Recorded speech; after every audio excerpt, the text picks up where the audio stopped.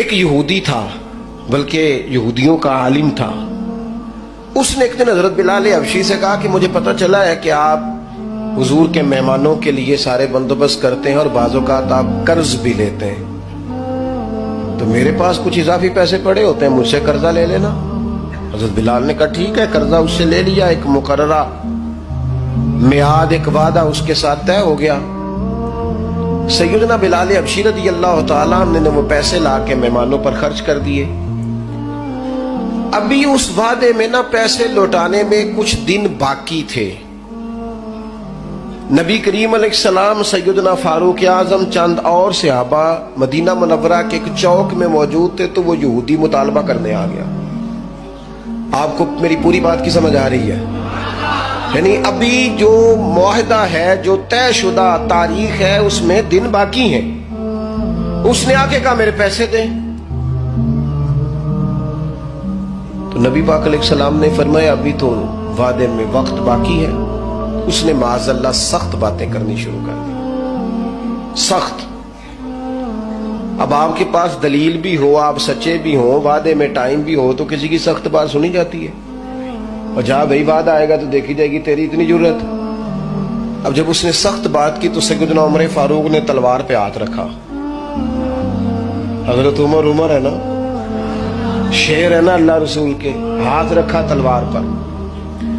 نبی پاک علیہ السلام نے فرمایا عمر جلدی نہ کر. بڑی بردباری سے، حلیمی سے، اطمینان سے، سکون سے. حضور فرمانے لگے عمر اس نے پیسے لینے ہیں، وہ مطالبہ کر سکتا ہے، تمہیں چاہیے تھا کہ تم اسے کہتے ذرا نرمی کر، مجھے کہتے پیسے ادا کر دے. حضور فرمانے لگے اب اس طرح کرو، اس کے ساتھ جاؤ، فلاں جگہ کھجوریں پڑی ہیں، جتنا اس کا قرض ہے اتنی کھجوریں تول کے دے دو، اور یہ جو تم نے تلوار پہ ہاتھ رکھا ہے نا، اسے ڈرایا ہے، تھوڑی کھجوریں زیادہ بھی دے دینا. آپ کا بردبار ہونا، حلیم الطبع ہونا، مزاج میں ٹھہراؤ ہونا، سکون ہونا، یہ بڑا بندے کو نا وفادار بنا دیتا ہے. آپ ہر شخص کے لیول پہ اتر کر جھگڑا نہ کریں.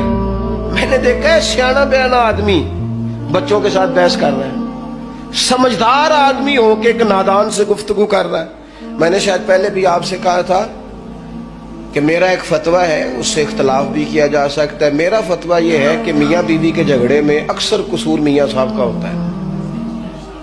ہو گئے ہونا ناراض، لگ پہ ہونا پورا نا. ہاں میں نے پتا سی یہ جتنے ہی فتویٰ دیتے اتنے ہی حال ہویا ہے. میاں بیوی کے جھگڑے میں نا زیادہ تر غلطی میاں صاحب کی ہوتی ہے. کیوں بھلا؟ اس لیے کہ عورت بیچاری کی عقل ناقص ہے، اس کی آدھی ہے، وہ پورا سوچنا بھی چاہے تو شعوری طاقت اتنی بلند نہیں. تو میاں صاحب کی تو پوری ہے نا، تو پھر جھگڑا ختم کس نے کرنا تھا؟ تو جی میاں صاحب آکھن تینوں آج ٹھیک کر کے چھٹ گئے، تو یہ تو غلط بات ہے نا بھائی. آپ یہ دیکھیں کہ اللہ تبارک و تعالیٰ نے مرد کو عورت پر افسر بنایا ہے. آپ کو چاہیے تھا آپ کا حوصلہ بھی بڑا ہوتا، آپ دلیر ہوتے، بڑی ساری غلطیاں درگزر کرتے، محبت کا لہجہ اختیار کرتے.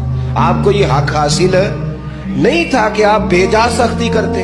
آپ کی توجہ ہے میری بات پر؟ نبی پاک صلی اللہ تعالی علیہ وسلم نے کمال بردباری کے ساتھ فرمایا کچھ زیادہ بھی. حضرت عمر ساتھ لے گئے، کھجوریں تول تول کے دی. حضرت عمر کہتے ہیں اب حضور کا حکم تھا، تھوڑی زیادہ بھی دی. لیکن وہ سیدنا عمر کے مزاج میں جلال تھا. فرماتے ہیں وہ مجھے کہنے لگا عمر ایک بات کرنی تھی. کہتے ہیں مجھے غصہ تھا، میں اس کو پر نرمی کر ہی نہیں رہا تھا. میں نے کہا جی کیا بات کرنی تھی؟ کھجوریں لے جائیں، آپ کا کام ہو گیا. کہتے ہیں وہ کہنے لگا عمر میرے دوست میرے اوپر سختی نہ کر، میرا مسئلہ سمجھ. میں نے کہا وہ کیا؟ کہنے لگا میں یہودیوں کا عالم ہوں، تورات جانتا ہوں. میں نے نا تورات میں آخری نبی اللہ کے محبوب علیہ السلام کی جتنی شانیں پڑھی تھی نا، وہ ساری رسول پاک میں موجود ہے. ایک شان میں نے یہ حضور کی پڑھی تھی کہ وہ بڑے حلیم ہوں گے، بڑے بردبار ہوں گے، ان کے مزاج میں کمال حوصلہ ہوگا، اور جتنا جتنا کوئی جہالت کرتا جائے گا محبوب کی بردباری اتنی بڑھتی جائے گی. عمر میں نے جان بوجھ کے قرضہ دیا تھا، باقی ساری شانیں دیکھ لی تھی، یہ میں دیکھنا چاہتا تھا.